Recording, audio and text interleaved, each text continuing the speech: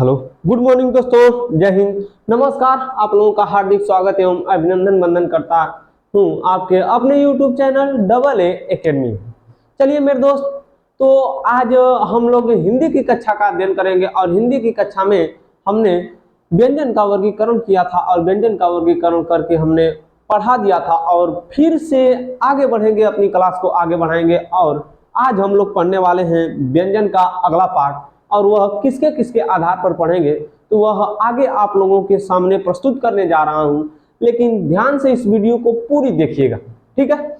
यहाँ से खूब भर भर के प्रश्न पूछा गया है, दाब दाब के प्रश्न, नहीं कहते दबा दबा के उच के मार, वैसे प्रश्न पूछा गया है, ठीक है। यहाँ से बहुत प्रश्न पूछा जाता है मेरे दोस्त। तो चलिए देखिए यहाँ से क्या, यहाँ से ये आप आज का टॉपिक क्या होने वाला है। तो आज का टॉपिक जो होगा आपके सामने प्रस्तुत करने जा रहा हूं। देखिए आज हम लोग पढ़ेंगे गूंज के आधार पर, घोष के आधार पर। देखिए घोष के आधार पर,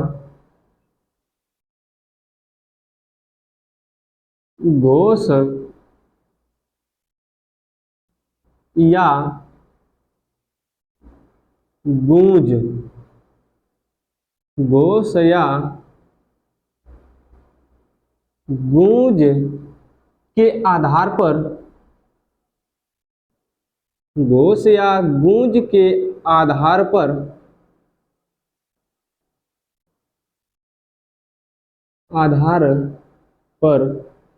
व्यंजन का वर्गीकरण, घोष या गूंज के आधार पर व्यंजन का वर्गीकरण, अर्थात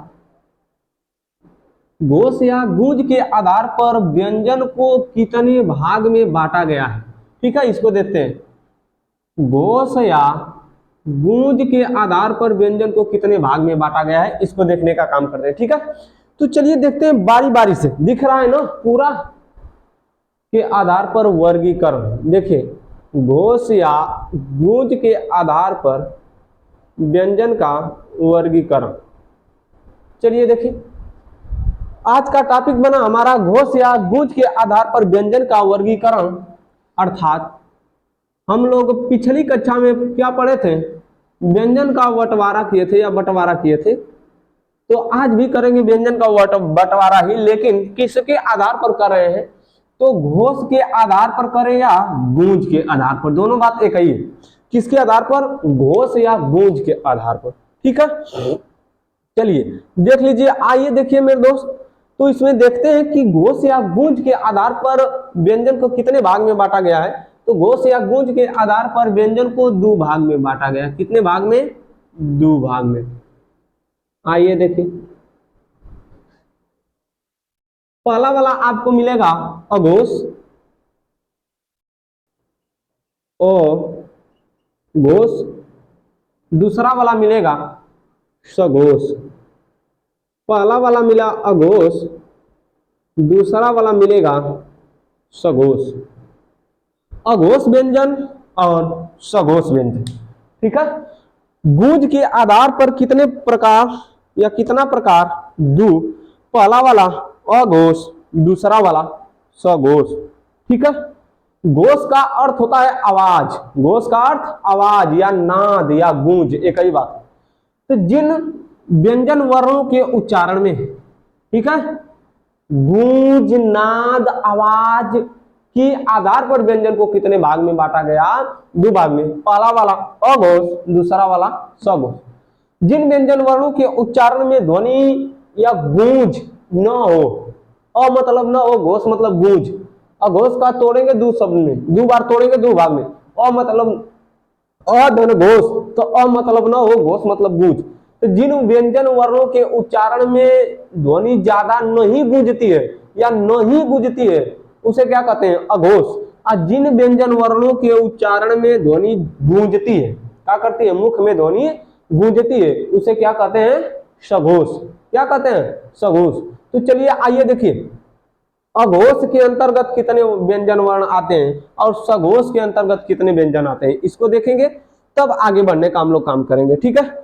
तो आइए देखिए अघोष और सघोष क्या होता है, ठीक है। अघोष के आधार पर और सघोष के आधार पर। तो अघोष के अंतर्गत कितने व्यंजन वर्ण को रखा जाता है और सघोष के अंतर्गत कितने व्यंजन वर्ण को रखा जाता है। अघोष के अंतर्गत देखिए, अघोष के अंतर्गत स्पर्शी व्यंजन हमने आप लोगों को पढ़ाया था। अरे अस्पर्श व्यंजन, कौन सा व्यंजन? स्पर्श व्यंजन। ठीक है, स्पर्श व्यंजन में हमने आप लोगों को क्या पढ़ाया था? स्पर्श व्यंजन में कि कितने वर्ग होते हैं, वर्गों की संख्या कितनी होती है दोस्त? वर्गों की संख्या 5। वर्गों की संख्या कितनी होती है? 5। तो अब हम जो बोलेंगे इसमें समझने का प्रयास कीजिएगा। ठीक है, क्या कि प्रत्येक वर्ग का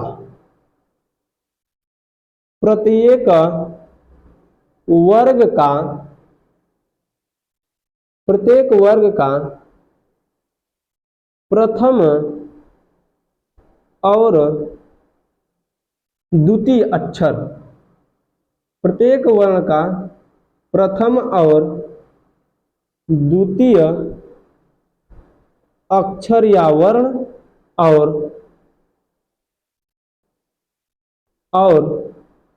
ऊष्म व्यंजन, और इस ऊष्म व्यंजन में ह को छोड़ देंगे, ह को नहीं लेंगे। ठीक है, तो देखिए आपको मिलेगा तालव्य स, मूर्धन्य स एवं दंत्य स। ठीक है, तो अब आपसे प्रश्न क्या पूछेगा? प्रश्न पूछने का तरीका क्या है उसको देखते हैं। आपको प्रश्न पूछेगा कि अघोष के अंतर्गत कौन कौन आता है, तो प्रत्येक स्पर्श जो है स्पर्श व्यंजन, प्रत्येक स्पर्श व्यंजन का पहला और दूसरा। ठीक है, प्रत्येक वर्ग का पहला और दूसरा अक्षर। अब पहला और दूसरा अक्षर क्या रहेगा? तो आपको हमेशा मिलेगा क्या पहला और दूसरा में? क, ख, च, छ, ट, ठ, त, थ। जगह नहीं है, ऊपर लिख रहे हैं प और फ। तो ये कितना हो गया? 2 2 4 2 6 2 8 2 10। इसकी संख्या कितनी हो गई? 10। कितनी? 10। इस जो ऊष्म व्यंजन है, हाई देखिए ऊष्म व्यंजन है ना, इस ऊष्म व्यंजन का 3 ठो स 10 + 3 = 13। तो आपसे प्रश्न पूछेगा क्या कि अघोष वर्णों की संख्या कितनी है? 13। अघोष ध्वनि की संख्या कितनी है? 13। अघोष वर्ण में या अघोष व्यंजन में कितने स्पर्श व्यंजन है? 10। कितने स्पर्श व्यंजन? 10।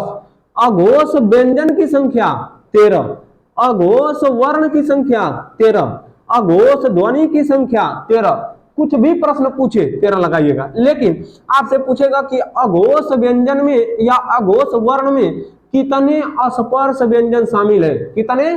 10। कितने शामिल है? 10। अघोष व्यंजन में कितने ऊष्म व्यंजन शामिल है? 3। कितने ऊष्म व्यंजन शामिल है? 3। कितना हो गया? 13। आपसे पूछेगा कि घोष या गूंज के आधार पर कितने भाग में बांटा गया? 2। पहला वाला अघोष, दूसरा वाला सघोष। तो देख लीजिए, हमने बताया है कि जिसके उच्चारण करने में या जिस व्यंजन का उच्चारण करने में ध्वनि नहीं निकलती है, बहुत ज्यादा गूंज ध्वनि निकलती है लेकिन गूंज नहीं होती है। ठीक है, तो देखिए क ख ज्यादा ध्वनि निकल रही है, कहा गूंज ज्यादा हो रही है? गूंज नहीं ना।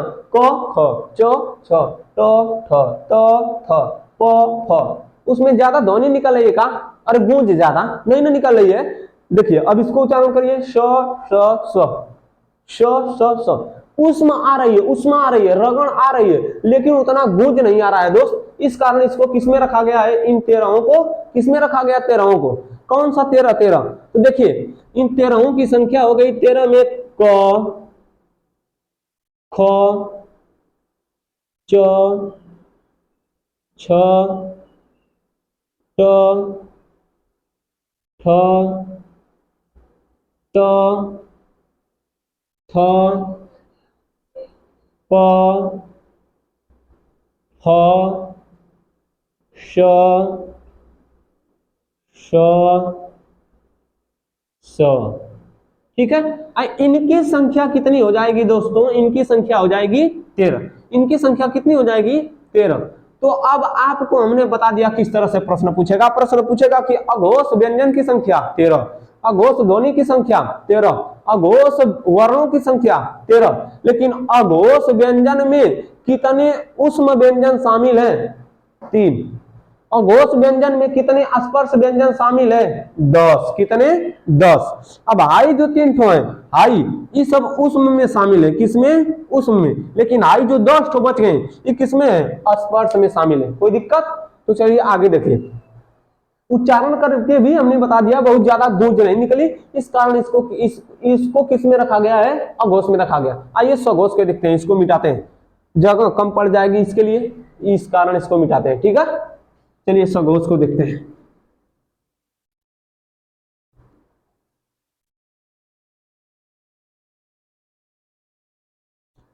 जिन व्यंजन वर्णों के उच्चारण में गूंज ज्यादा होती है, जिन व्यंजन वर्णों के उच्चारण में गूंज ज्यादा होती है उसे क्या कहते हैं दोस्त? सघोष व्यंजन कहते हैं। ठीक है, जिन व्यंजन वर्णों के उच्चारण में गूंज क्या होती है? ज्यादा होती है, उसे क्या कहते हैं? सघोष व्यंजन। कौन सा व्यंजन? सघोष व्यंजन। तो चलिए देख लीजिए सघोष व्यंजन में कौन कौन सा शामिल रहेगा। ठीक है, तो प्रत्येक वर्ग का, इसमें पहला और दूसरा था तो इसमें तीसरा चौथा पांचवा दे दिए। इसमें क्या देंगे?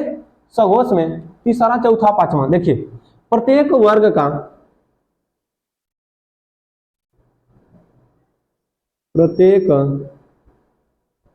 वर्ग का तीसरा चौथा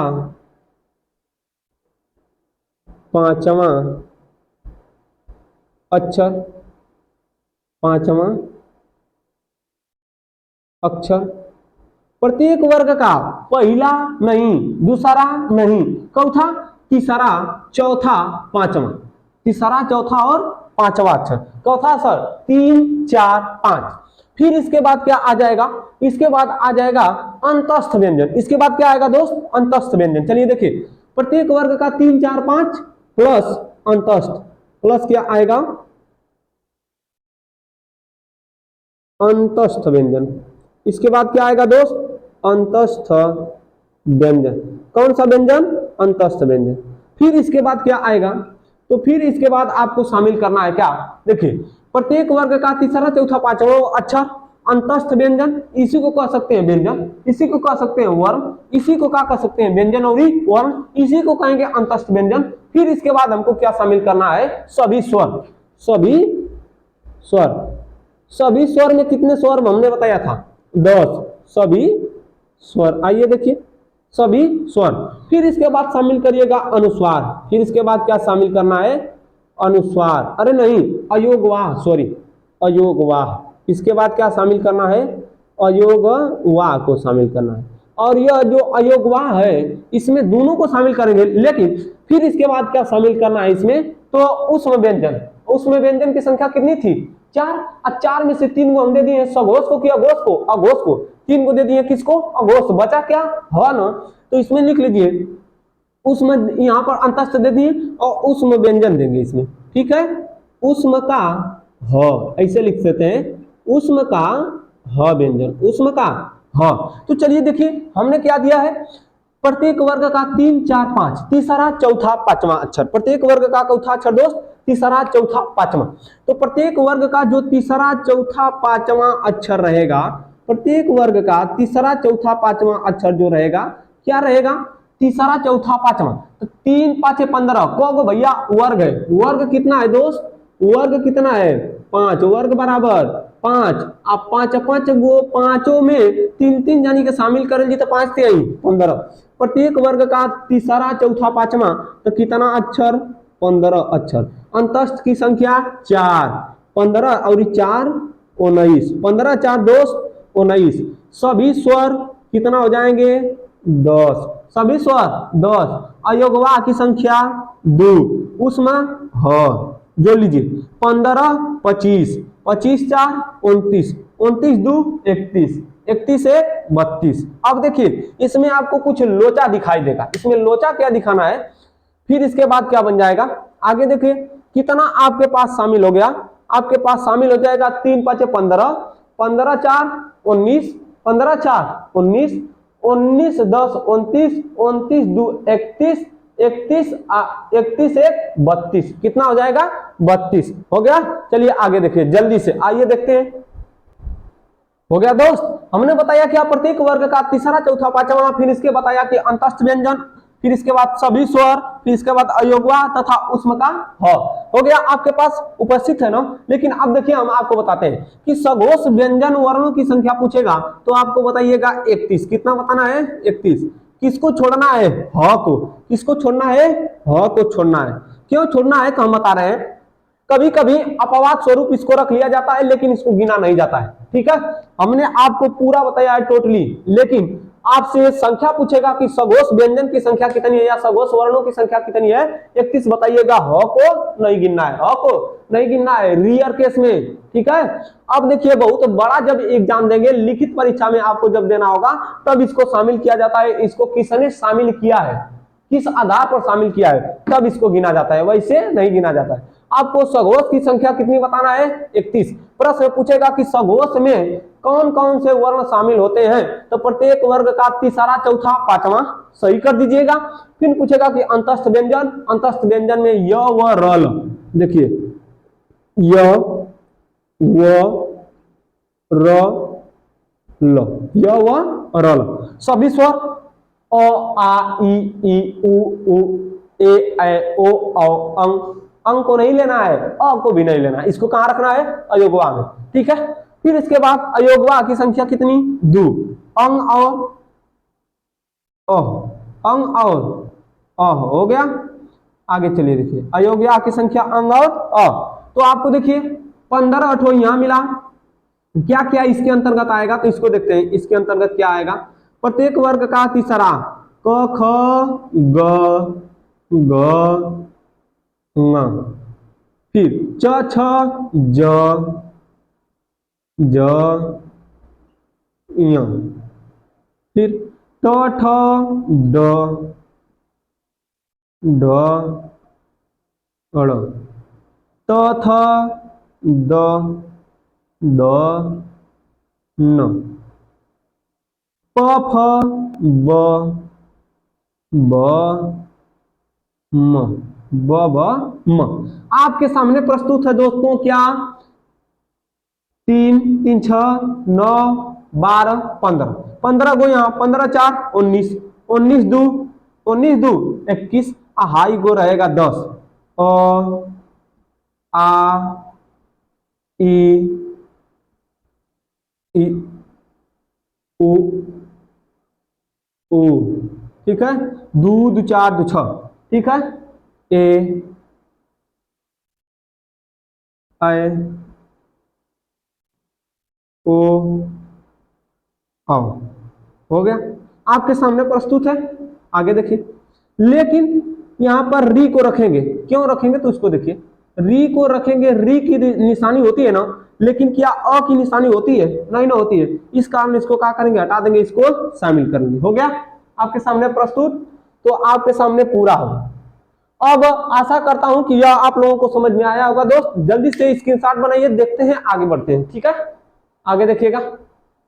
तो देखिए दूसरा पढ़ाएंगे मेरे दोस्त तो वीडियो लंबी हो जाएगी, इस कारण मैं इस कक्षा को यहीं पर रोकूंगा और अगले दिन जब मिलूंगा तो अगली कक्षा को लेकर आऊंगा।